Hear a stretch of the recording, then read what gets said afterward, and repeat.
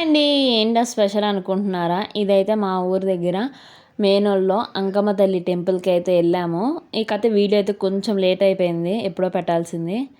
ఇక అక్కడికి వెళ్ళి అయితే పాలు పొంగించుకొని మనం అనుకున్న కోరికలు అయితే నెరవేరుతాయంట. మా వారికి జాబ్ వచ్చినప్పుడు మొక్కంట మా అత్తయ్య. ఇంకా మేమందరం ఉన్నాం కదా అనేసి అందరం వెళ్ళాము. ఇక మా అమ్మ అయితే పాలు పొంగిచ్చేస్తుంది. అంటే మా అమ్మ ఎందుకు పొంగిస్తుందని డౌటా? ఆ ఇంటి ఆడపిల్ల కాబట్టి పాలు పొంగిచ్చేస్తుంది. ఇక అందరం అయితే అలా చూస్తూ ఉండిపోయాము. గుడి అయితే చాలా అంటే చాలా బాగుంది. ఆదివారాలు చాలామంది జనం వస్తారు. మేమైతే కోడిని తీసుకొని వెళ్ళాము.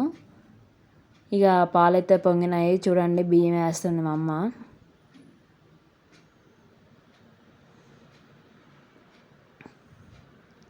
అలా దిష్టి అంట తీయాలంట, ఒకసారి తీసి అలా నిప్పుల్లో వేయాలంట. వేసైతే ఇక బియ్యం అయితే 3 సార్లు వేసేసింది.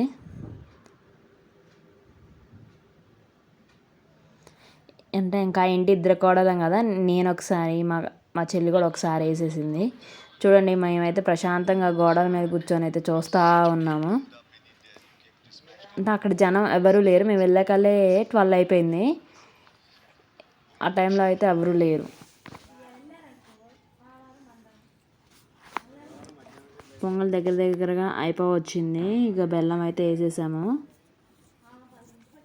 ఇక ఫైనల్గా అయితే పరమాన్నం అయితే అయిపోయింది. ఇక ఇంకా ఇంటి కోడలు కాబట్టి నేనే నెత్తి మీద పెట్టుకొని అయితే కోడిని తీసుకొచ్చాము.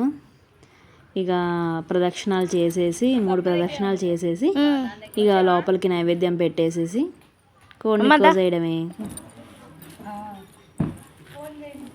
మా మొక్క అయితే తీరింది. ఎలా ఉందో కామెంట్లో చెప్పేసేయండి. ఇంకా దిగిన చాలా ఫోటోలు అక్కడ చుట్టూ